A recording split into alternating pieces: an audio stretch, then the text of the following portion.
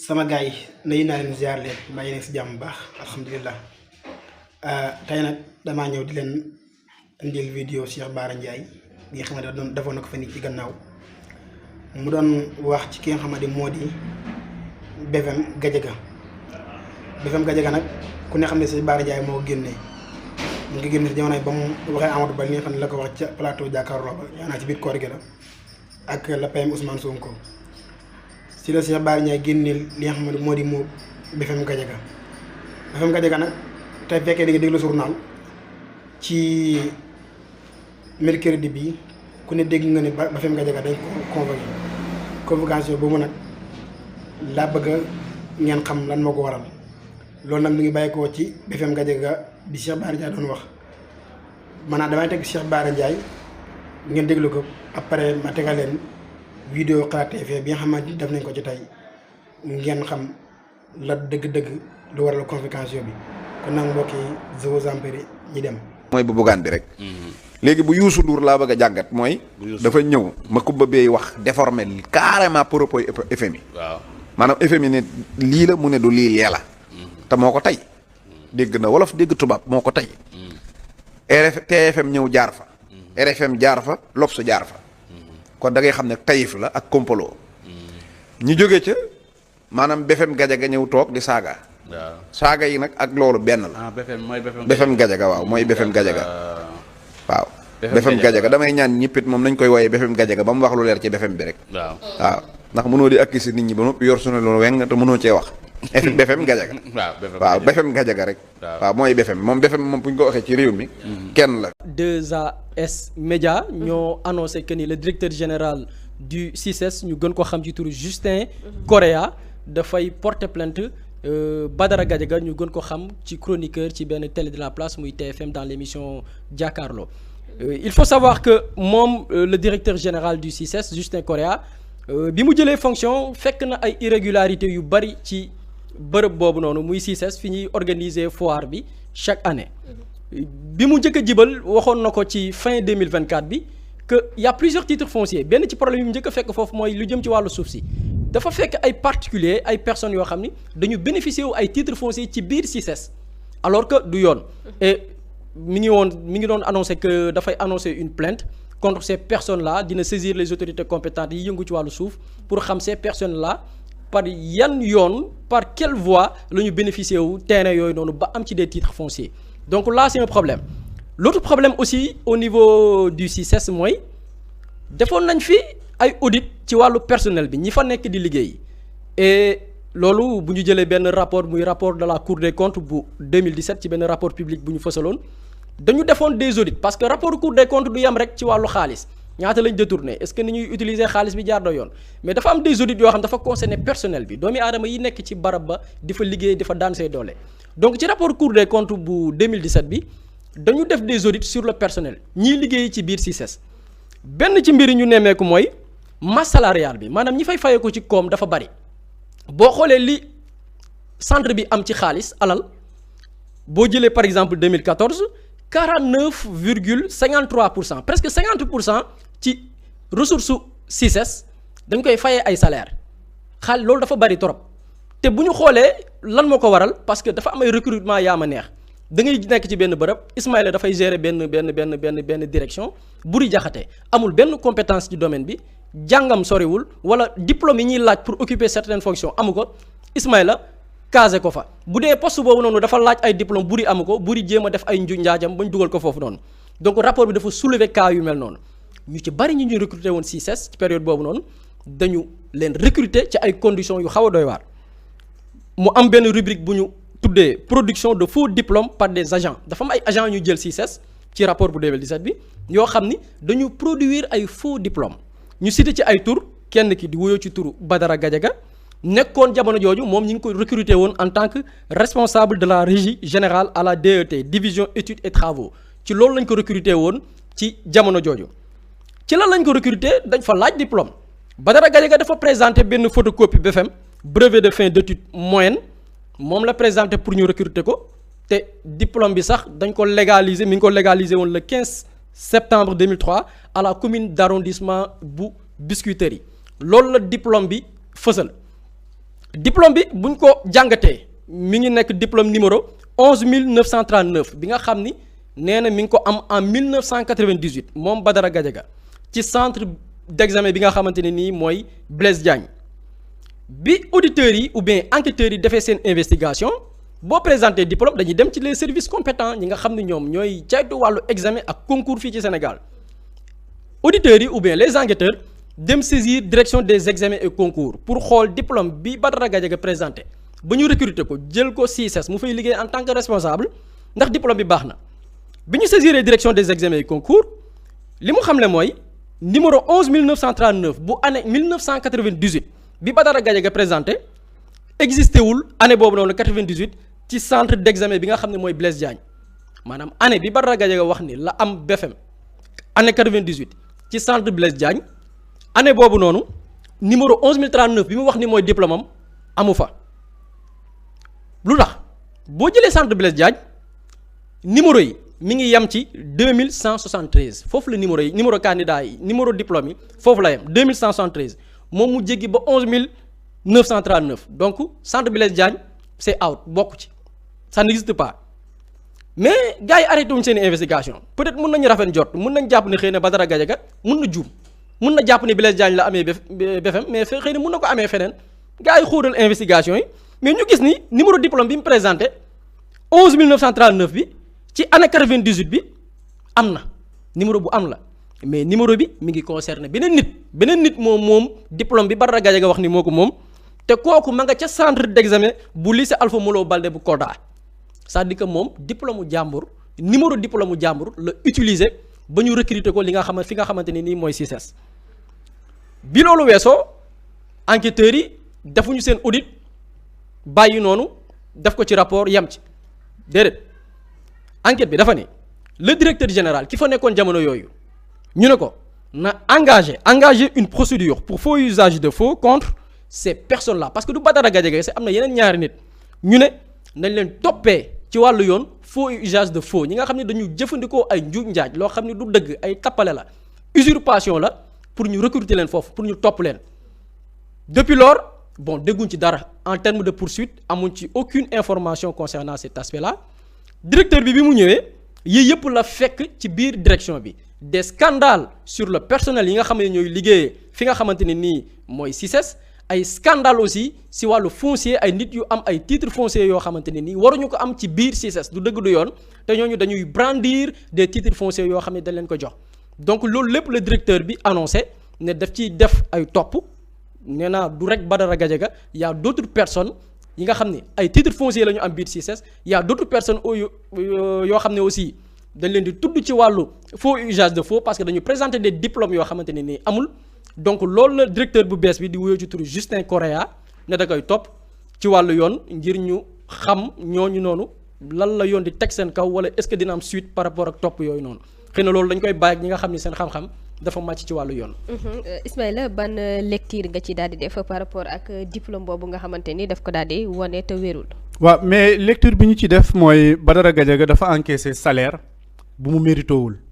dafa jël xaalisu askan boo xamante ni jaarul ci anam bi mu waroon a jaar pour am ko dafa présenter BFM normalement xanaa poste boobu moo waroon nekk le minimum requis pour nga mën a am poste bi amuloo BFM te yow bëgg nga insérer wu ci institution bi nga dem récupérer créer sa benn diplôme gis sa benn waaju ma aay ci Photoshop wala beneen logiciel mu defaral la BFM nga dem et puis beneen problème bi ma ci am mooy comme c'est un diplôme légalisé parce que un diplôme lu ñu légaliser un document légalisé mooy da ngay dem joxe original bi ñu légaliser la ko wax la ne la photocopie conforme à l'original xëy na peut-être ki ko légaliser le document bi également mën na nekk koo xam te nii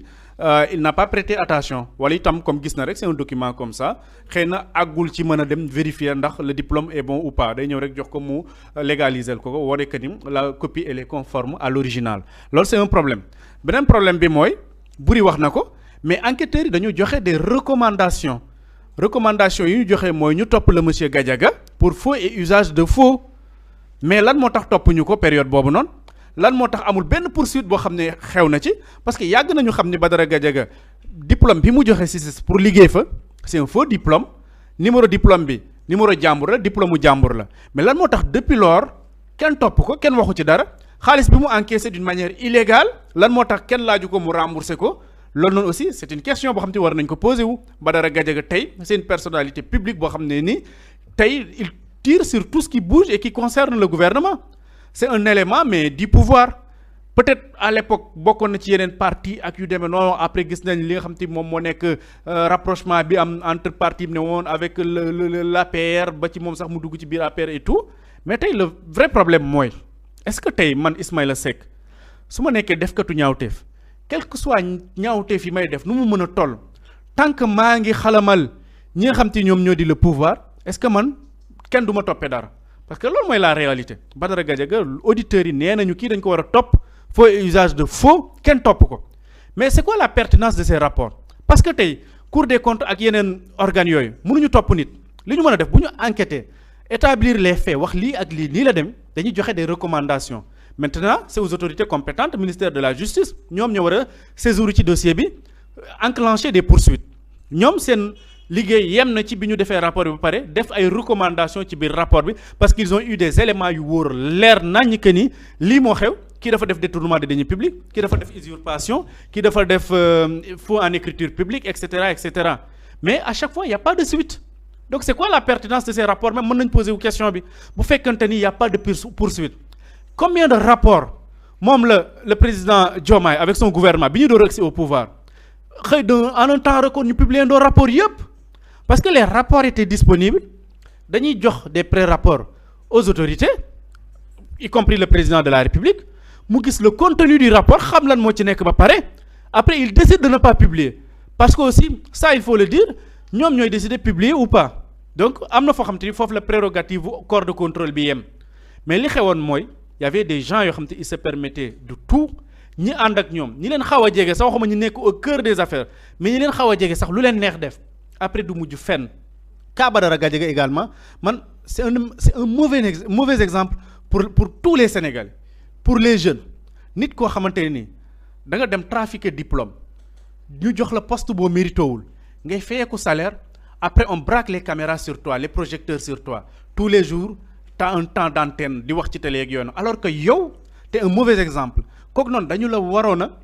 bannir ci lépp lu nekk télé et tout dañu ci waroon a bannir parce que yow exemple bu bon a bon nga pour société bi sàcc nga parce que da nga trafiquer diplôme yaa ngi lekk xaalis bu lewul yooyu noonu kooku noonu nekkul ku war a toog di wax ci penc mi malheureusement nag fii ci Sénégal bala ngaa gën a mën a am aura bala ngaa gën a mën a am baat ci dëkk bi nga def njombe gu rëy après nag ñuy daw di la wër ku jóg dem wutali boo sëqatee sax ñu ne ni nga sëqatee tey ci suba def ko à la une des journaux ça également c'est à nous de voir également lu nekk suñuy responsabilité yan type de personnes la ñuy valoriser yan type de personnes la ñuy mettre sur la place publique jox leen yenn importance et puis justice def liggéeyam parce que là c'est benn chaîne la Badara Gadiaga yaakaaruma ni am na compétence yu mu defarale boppam diplôme bi y a eu des gens qui se sont impliqués ñoo xam te ni benn chaîne de responsabilité encore li may wax képp koo xam te participer nga ci loolu ba ñi ko recruter bu fekkante ni leer na leen ni kii bi ñu ko recruter est-ce que xamoon nañu ne le diplôme est faux bi ñu leen signaler est-ce que bi ñu leen signaler même le diplôme est-ce qu'il était toujours en poste ou pas est-ce que bàyyi nañ ko ci poste bi ba léegi ou pas tout ça c'est à revoir ñu xool bu fekkente ni xam nañ ne le diplôme est faux ba pare maintenir ko en poste ñoom aussi ils ont des responsabilités dañu war a répondre ñoom itam parce que lii bu ñu ko xeeb c'est pas un petit truc parce que lii keneen lii bu jàllee keneen dina déposer d'autres diplômes et puis ça peut créer benn mérite dootul am Sénégal mérite dootul am xam lan mooy am ku ëpp pexe mooy kan ku mën a defar bac ku mën a defar licence ku mën a defar master ku mën a créer des compétences et trucs comme ça loo xam te ni tegoo ko fenn boo ñëwee teg ko après tu passes loolu mooy am bu boobaa Sénégal mais le mérite on oublie. boo waxee ñu ne réew mi branlon moom moo fi am compétence amatu fi. mais lii xam nga lii dafa romb sax branlon ngi ci biir mais au fait mafia la pour être clair mafia la lii ñoom ñi ko doon recruter et puis pour quelle raison lañ ko doon recruter sax lan lañ ko soxlaaloon foofu noonu boo xamante ni dañu ne cette personne moom moo ko war a mën a def donte ñëpp tout Sénégalais bu la ko say compétence mayee am nga droit concourir à n'importe quel poste pour mën fa liggéey. mais est-ce que tey c'était un poste parce que aussi loolu il faut ñu wax ko gis nga l'administration publique sénégalaise dafa am lu ci am mooy on ne recrute pas parce qu'il y a le besoin mais on recrute parce qu'on a besoin de caser des personnes yow xawma nu ma lay def mais war naa la caser bon de toute façon man maa gérer direction tel ou pas je te crée un poste là-bas ma dem ba ci biir man xool mince poste bi il faut nga am le un minimum il faut nga am le BFM booy pour me recruter il faut au moins nga am BFM de bon garaawul dinaa ko gérer nga dem lijjanti sa BFM nga ñëw tool c'est li ñuy def di recaser une clientèle politique moom mooy waral yu mel noonu mais su fekkonte ni parce que tey ku amul la BFM est-ce que dina def liggéeyu ko mën a am BFM c'est ça la question est-ce que moom compétence yi mu wax ni amu ko yi mu wax ni am na ko te amu ko est-ce que mu ngi doon def le travail vraiment war nañu xool ndax mu ngi doon def le travail pour lequel il a été recruté bu fekkente ni il le faisait pas donc il a été juste recruté pour être casé c'est ça la réalité. buri loolu daf ñuy interpréter sax yenn ci ñi nga xamante ni dañ leen di faral di tabb ci administration bu Sénégal alors que du ñu vérifier ndax kii poste bi ñu koy jox mérito na ko am déet ci côté jàng wala lu mën a doon. waaw parce que lu ci bari ay nomination kii la yaa ma neex la nomination yaa ma neex parce que da ngay topp un leader parce que Sénégal fii c'est la tradition gis nga ba ci réseaux sociaux yi nii. certains profils ou bien yenn nit yi ngay gis yoo xam ni Macky Sall nekkatu fi mais Macky Sall ak nguuram tax na ñuy jël di saaga nit ñi di leen yàq lu nekk la plupart koo ci jël s'ils sont 10 personnes mais gis nga 8 yëpp c'était des personnes yoo xam ni dañ leen recruter woon da ngay topp benn leader bu nekk ci coalition wala parti au pouvoir buñ ko nommé ci benn direction ou bien ministère. malgré que amoo benn compétence yow jàngoo dara du xam-xamu diine du xam-xamu zaahir yi nga xamante ni nii moom la ñuy nekk xamoo ci lenn amoo compétence ci dara amoo qualification ñu jël la casé la fenn teg la fa sans compétence ni diplôme loolu moo fi yàggoon di am et lii yëpp boo xool conséquences yooyu la vieille méthode yi nga xamante nii moom la ñu yàgg yoree suñu réew yi da ngay topp benn politique bu duggee fenn mu jéem nu mu la fay dugalee boo amul diplôme ñu jéem ko lijjanti bu dee amoo yenn diplôme yi sax wala exiger wu ko ñu ñëw teg la fa parce que y a des audits booy tàmmee di lire les rapports y a des audits yoo xam ne dañ koy def ci nit ku occupé benn poste boo xam ne amul woon diplôme bi yàgg na fi am donc loolu lépp conséquence politico-politiciennes yi yàgg di def la quoi te boo xoolee tey ñi fi wax yépp c'est ça c'est en fait la définition du système c'est ça gis nga tey koo gis muy rey boppam ci changement bu bees bi am fii koo gis muy rey boppam ci reddition des comptes koo gis muy rey boppam ci défendre ñoo xam ni ay présumés délinquants lañ wala criminels xoolal demal ci profilam xoolal fi mu bokk xoolal ndax jot na liggéey ci benn direction ñu jëloon ko fa te amul mérite xoolal ba xam dafa am benn leader bu muy teel koo gis xoolal les gens sont identifiables xam nañ leen en fait loolu moo fi yàgg di am ñàkk mérite jël ay nit sekk mi ngi wax toor yi toor bi foo ko natt weesu na ko toor bi mooy tooñ nga man je me dis que même quand on parle les faits là même direction bi nga xamante ni nii mooy gérer wàllu examen ak concours war nañoo porter plainte même le ministère de l'éducation dafa war a porter plainte même la personne bi ñu ne moom diplôme bi dëkk ba Kolda lycée Alpha Molo Baldé bu Kolda ba mu def fa la diplôme bi féetee titulaire bi moom war na porter plainte. parce que am na ko ñàkk ci. mais c'est ça. am na ku tedd ci ñàkkam. ci ñàkkam saa nga jàng ba sonn BFM sonn ci daj lu ne veillé ay guddi jàng leçon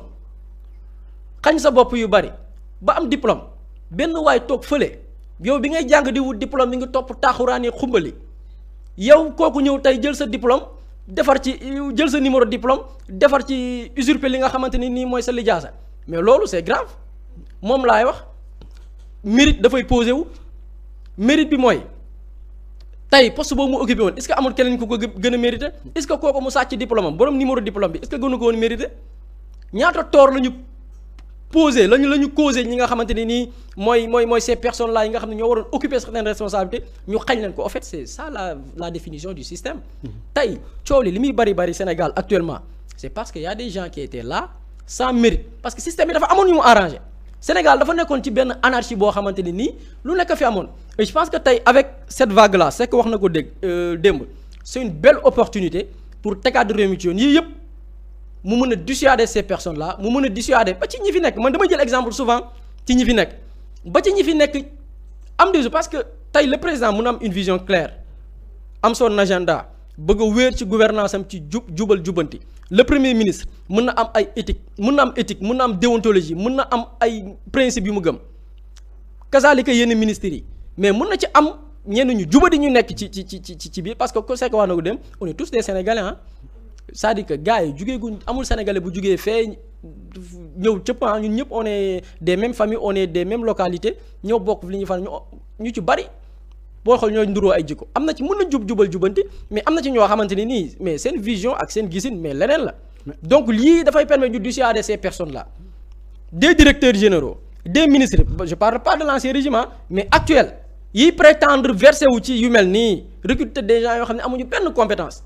lii mën leen dissuader ñu ne leen arrête am na ku ko fi defoon de lii moo ko ci fekk kon def leen attention loolu mooy l'importance de la reddition des comptes c'est pour dissuader tiital ñi nga xamante ni peut-être yeggaguñ ca jëf ja mais bu ñu gisee li ñu teg ña defoon lii lañ leen teg dina leen permettre ñu reculer même bu dee da nga jubadi sax dina la servir de leçon pour que nga xoolaat sa toogaay xam nan ngay doxalee. et puis je pense que ni war nañu kiiyaat foofu noonu gis nga le cas Badara Gadiaga dafa war a tax sax ñu ñaaw njort ci yeneen cas yu bëri parce que ces années passées là fii la ñuy xëy rek gis benn nit mu sol benn toojam kii nii ne mu ngi doon soutenir diplôme sàngam tel université te tous les jours mu ngi fii Sénégal mu ngi ci biir mu ngi ci plateau de télévision yi mu ngi fii nii génnul réew mi xëy rek master en économie en kii comme ça ñii sax dañuy dem doctorat en nangam mais il faudrait que ñu xoolaat diplôme yooyu gars yi di wax yëpp parce que nag y a un certain business gis nga fii nii y a des établissements yoo xamante ni saa ñëwal nga inscrire yow del fay rek da ngay am sa diplôme tant que yaa ngi mën a débourser de l'argent tu vas avoir ton diplôme mais aussi autorités yi nga xam te dem nañ ba fal leen gars yi door a gradé nag gars yi door a nekk des vrais diplômés ministre sàngam wala député sàngam chaque jour mu ngi am na diplôme am def na soutenance am thèse am wala mémoire am telle université et puis kenn du la ci wax nag benn kii public de privé lañ lay wax à chaque fois te at yi passé yëpp loolu moo fës gis nañ fi ñu bëree ay kilifa yu bëree chaque jour ñu déclaré ñu ne ñu am nañ diplôme sàngam est-ce que jàng nañ ba am diplôme sàngam wala dañu nekkaat encore une fois ci li ñuy wax ci ay lijjanti et puis des gens yu ñu épinglé ci ay dossiers yu mel nii ils n'ont pas le droit de nous parler de bonne gouvernance ils n'ont pas le droit de nous parler d'éthique ils n'ont pas le droit de nous parler de valeurs yoo xam te ni moom moo war a tënk réew parce que ñoom dañu bokk tey ci li nga xam te ni moom mooy bu doon saaku soble la bu nëb bi ñoom la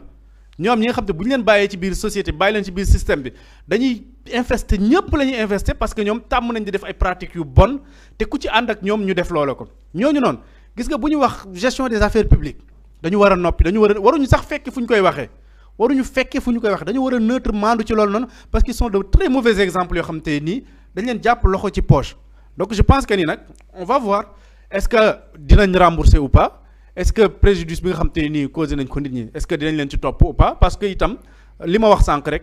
ñi nga xam te ñoom ñoo nekk auditeurs yi enquêteurs yi seen jaan wàcc na def nañ li waroon a def joxe nañ des recommandations maintenant am na ñoo xam te ñoom ñoo ci des comme que CICES décidé na porter plainte on va voir fan lay mujj ndax le monsieur parce que maa ngi gis temps yi ay photos je sais pas s'il est au Sénégal ou pas est-ce qu'il va rentrer au Sénégal ou pas ce sont également des questions à se poser donc mais comme il est très courageux